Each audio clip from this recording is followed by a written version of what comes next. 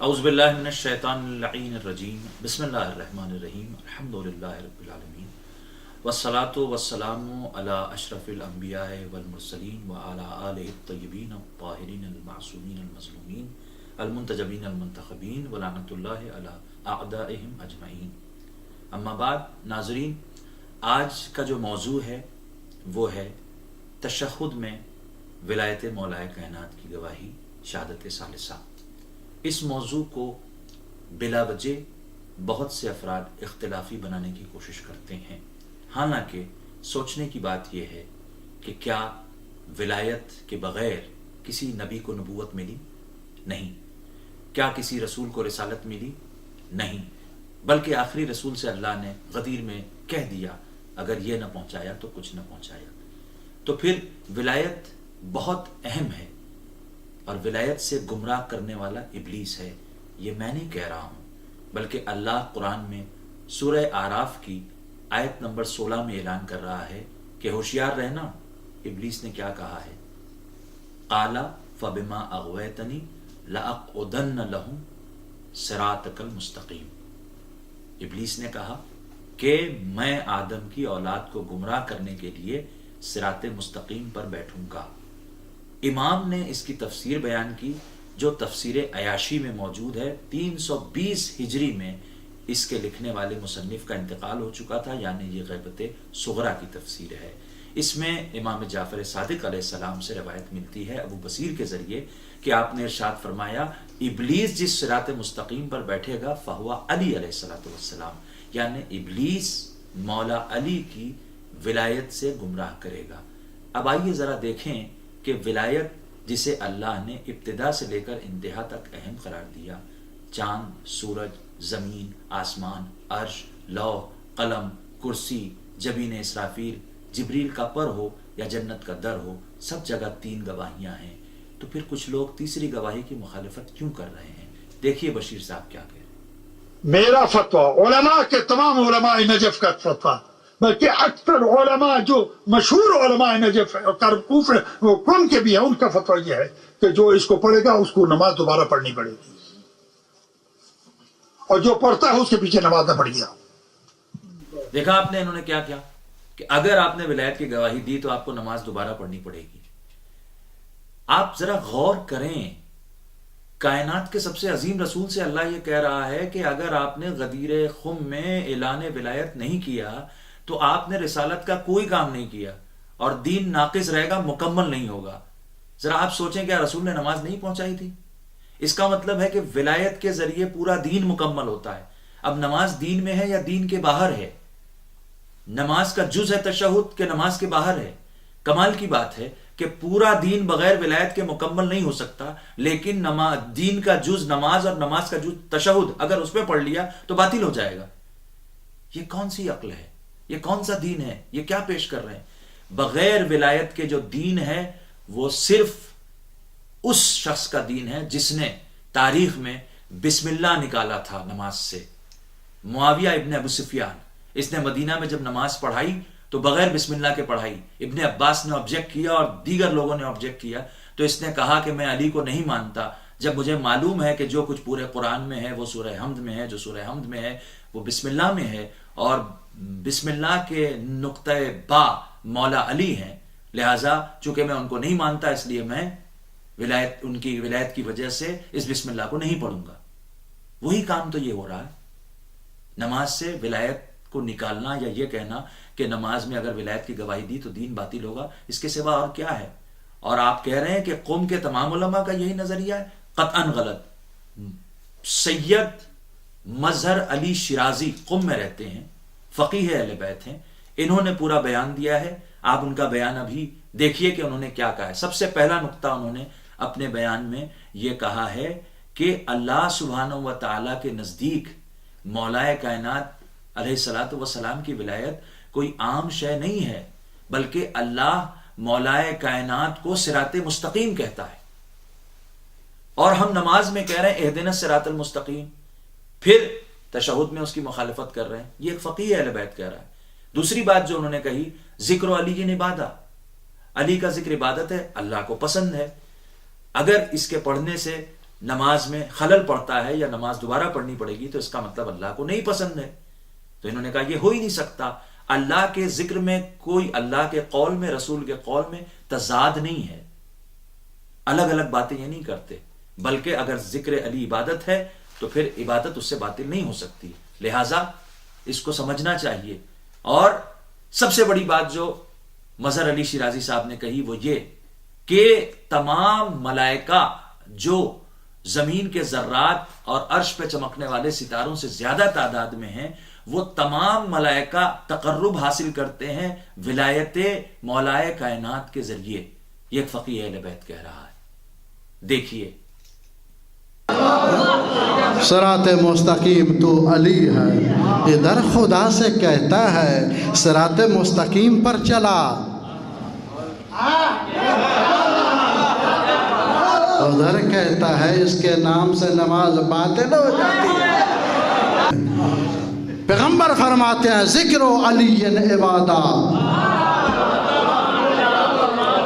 علی کا ذکر کرنا عبادت ہے، یہ نام اللہ کو پسند ہے، اس نام سے اللہ راضی ہوتا ہے. علی کا نام لینا یہ عبادت ہے. ہاں تو جس کا نام لینا عبادت ہے پھر اسی کے نام سے نماز ٹوٹ کیسے جاتی ہے؟ وہ معصوم فرشتے ہیں، وہ تقرب الہی حاصل کرتے ہیں ولایت علی کے ساتھ. تو پھر تیری سمجھ میں نہ آیا جس چیز کے ساتھ تقرب الہی حاصل ہوتا ہے اس چیز کے ساتھ نماز ٹوٹ کیسے جاتی ہے؟ دیکھا آپ نے فقیہ اہل بیت نے کیا کہا. نہ صرف یہ، ہم آپ کو ایک اور فقیہ اہل بیت کا عربی بیان دکھاتے ہیں. یہ کوئی ہندوستان پاکستان کے خطبہ نہیں ہیں، یہ علماء ہیں، یہ فقہاء اہل بیت ہیں. اور فقہاء میں بھی، علماء میں بھی دو کیٹیگری ہوتی ہے، علماء خیر فقہاء خیر اور علماء سو فقہاء سو. خیر ہم اس ٹاپک پر نہیں جانا چاہتے. دیکھیے محمد علی طباطبائی صاحب کیا کہہ رہے ہیں. هذا حديث آخر يقول ذكرنا ذكر الله، ذكرنا ذكر رسول الله، وذكر عدونا ذكر الشيطان. إذن الإمام الصادق عليه السلام يقول أنه ذكر الله ذكر رسول الله بالصلاة من الصلاة، وذكرنا ذكر رسول الله ذكر الله. إذن يجوز بأي مكان بأي جزء بأي فعل من أفعال الصلاة أن تشهد بولاية علي وآل علي. اللهم صل على محمد وآل محمد. دیکھا آپ نے فقیہ اہل بیت سید محمد علی طباطبائی صاحب صاف صاف یہ کہہ رہے ہیں کہ جب چھٹے امام نے ارشاد فرما دیا کہ ہم اہل بیت کا ذکر اللہ کا ذکر ہے، ہم اہل بیت کا ذکر رسول کا ذکر ہے، اور ہمارے دشمن کا ذکر شیطان کا ذکر ہے، تو آپ کہتے ہیں نماز میں ہو یا نماز کے علاوہ، نماز میں ہر مقام، ہر جز اور نماز کے تمام افعال میں سے کسی بھی فعل میں مولائے کائنات اور ان کی آل کی، ان کی اولاد کی ولایت کی گواہی دینا صحیح ہے. یہ دو فقہاء اہل بیت جن کے بیان ہم نے آپ کو سنائے، اس کے بعد بھی آپ دیکھیں کہ عقیل الغروی کیا کہہ رہے ہیں. اللہ کا کلمہ پڑھو تو پھر رسول کا کلمہ پڑھو، رسول کا کلمہ پڑھو تو پھر ولی کا کلمہ پڑھو. مگر جہاں یہ کہیں وہاں پڑھو، جہاں یہ روک دے وہاں چپ ہو جاؤ. آزاد نہیں ہو، بندے ہو بندے، غلام ہو غلام. بندگی کرنا ہے آقا ہی نہ، مگر کہنے کے مواقع ہیں. ہر سخن موقع ہو، ہر نقطہ مقام ادارت. آپ دیکھیں انہوں نے یوں تو بہت کچھ کہا ہے، مگر اس میں دو نقطے کے ذریعے یہ عوام کو گمراہ کر رہے ہیں. ایک بات انہوں نے یہ کہی کہ بندگی کرو، بندگی آقائی نہیں. کیا بندگی کی یہ بات آغائے محمد حسین بروجردی کو پتہ نہیں تھی، جنہوں نے جامع و حدیث شیعہ کی 5ویں جلد کے صفحہ نمبر 331 پر امام رضا کا وہ تشہد لکھا ہے جس میں مولا کائنات کی ولایت کی بھی گواہی ہے؟ کیا یہ بات شیخ محدث نوری کو معلوم نہیں تھی، جنہوں نے مصدق الوسائل کی 5ویں جلد کے صفحہ نمبر 6 پر یہ جملہ لکھا ہے تشہد میں، اشہد انک نعم الرب وان محمد نعم الرسول وان علی نعم الولی؟ کیا نجف کے آغائے سید احمد مستنبط کو یہ بات معلوم نہیں تھی، جنہوں نے القطرہ میں امام جعفر صادق علیہ السلام کے زندگی کے حالات میں ان کا تشہد لکھا ہے؟ ذرا غور کریں کہ یہ کیا کہہ رہے ہیں؟ اصل بندگی ہی ولایت، بغیر ولایت علی کے بندگی ہے؟ جب شہادتین پر نجات نہیں ہے تو نماز کیسے ہے؟ ذرا غور فرمایا، جس مولا کائنات کے لیے رسول نے یوم خندق ارشاد فرمایا ضربت علی یوم الخندق افضل من عبادت الثقلین، ایک ضربت مولا کائنات مولا علی کی تلوار کا ایک فعل ثقلین کی بندگی پر بھاری ہے، تو ان کی ولایت کا وزن کتنا ہوگا؟ یہ کیا خرافات باتیں کر رہے ہیں؟ دوسری بات، انہوں نے یہ کہا کہ جہاں کہا گیا ہے کلمے میں، اذان میں، اقامت میں، وہاں کہیں گے، مگر جہاں نہیں کہا گیا ہے وہاں نہیں کہیں گے۔ میں چیلنج کرتا ہوں انہیں کہ ہمیں ایک آیت یا ایک روایت بتائیں جس میں مولا کائنات نے یا کسی امام نے رسول خدا سے لے کر 4 معصومین میں سے کسی نے منع کیا ہو کہ ہرگز نماز کے تشہد میں ہماری ولایت کی گواہی نہیں دینا۔ ایک بھی حوالہ یہ نہیں دے سکتے، پھر کیوں ایسی باتیں کر رہے ہیں؟ یہ کہہ رہے ہیں ہر سخن موقعی و ہر نقطے مقام دارد۔ ہم بھی تو یہی کہہ رہے ہیں کہ ہر سخن کا ایک موقع ہوتا ہے، ہر نقطے کا ایک مقام ہوتا ہے، تو جو نقطہ با ہے اس کا کیا مقام ہے؟ اگر سمجھنا ہے تو اپنی خلقت سے ہی سمجھ لیں۔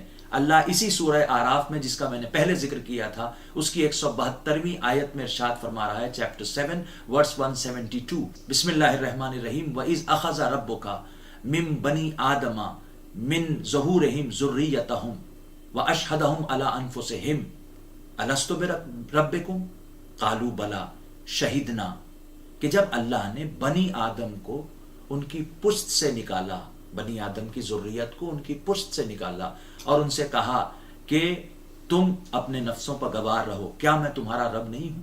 اس آیت کی تفسیر میں ائمہ معصومین علیہ السلام سے 2 روایتیں ملتی ہیں جس میں آپ ارشاد فرماتے ہیں کہ اس سے صرف ایک ولایت کی گواہی، اللہ کی توحید کی گواہی نہیں ہے، بلکہ امام باقر علیہ السلام نے ارشاد فرمایا کہ اللہ نے اس دن اپنی توحید کا، رسول کی رسالت کا اور مولا امیر المومنین کی ولایت کا، ان کے امیر المومنین ہونے کا اقرار لیا ہے۔ یہ اصول کافی عربی اگر آپ کے پاس موجود ہو یا سافٹ ویئر موجود ہو تو آپ چیک کریں، والیوم 1 پیج 412۔ دوسری حدیث داؤد رقی سے ہے جس میں امام جعفر صادق علیہ السلام نے ارشاد فرمایا، یا داؤد انا ولایتنا مؤکدۃ فی المیثاق، ہماری ولایت کی تاکید کی گئی ہے میثاق میں۔ امام کہہ رہے ہیں تاکید کی ہے۔ اچھا، جب تاکید کی گئی ہے اور گواہی لی گئی ہے تو وہاں پر ہوا کیا؟ اماموں نے وضاحت فرمائی کہ وہاں پر بہت سے لوگوں نے انکار کیا۔ جب انکار کیا تو کیا ہوا؟ آج اگر کوئی کلمے میں نہیں پڑھتا تو کیا ہوتا ہے؟ اذان میں نہیں پڑھتا تو کیا ہوتا ہے؟ اقامت میں نہیں پڑھتا تو کیا ہوتا ہے؟ اگر کوئی نماز میں مخالفت کرتا ہے اور نہیں پڑھتا اور کہتا ہے کہ نماز دوبارہ پڑھنی پڑے گی تو کیا ہوگا؟ وہی ہوگا جو عالم زر میں ہوا تھا۔ اللہ نے اعلان کیا کہ ٹھیک ہے تو مخالفت کر رہے ہو ولایت کی، جبکہ ابھی نہ شریعت ہے نہ نماز ہے۔ اللہ نے کیا کہا؟ رسول اللہ ارشاد فرماتے ہیں، ابن عباس سے حدیث ہے، علامہ مجلسی نے بہار الانوار کی 39ویں جلد میں اس حدیث کو لکھا ہے۔ آپ فرماتے ہیں، لو اجتمع الخلائق علی ولایتک، اے علی، اے امیر المومنین، اگر تمام مخلوقات آپ کی ولایت پر یکجا ہو جاتی، جمع ہو جاتی اور انکار نہ کرتی، لما خلق اللہ النار، تو اللہ جہنم کو بناتا ہی نہیں۔ اس کا مطلب ولایت کے منکروں کے لیے جہنم بنی، چاہے وہ کلمے میں انکار کریں، چاہے وہ اذان میں انکار کریں، چاہے وہ اقامت میں انکار کریں، چاہے وہ نماز میں انکار کریں۔ انکار ولایت سراسر گمراہی ہے اور جہنم میں جانے کا سبب ہے۔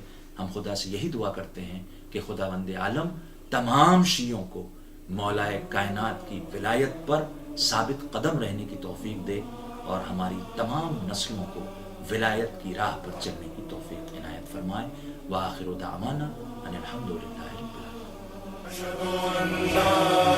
العالمین.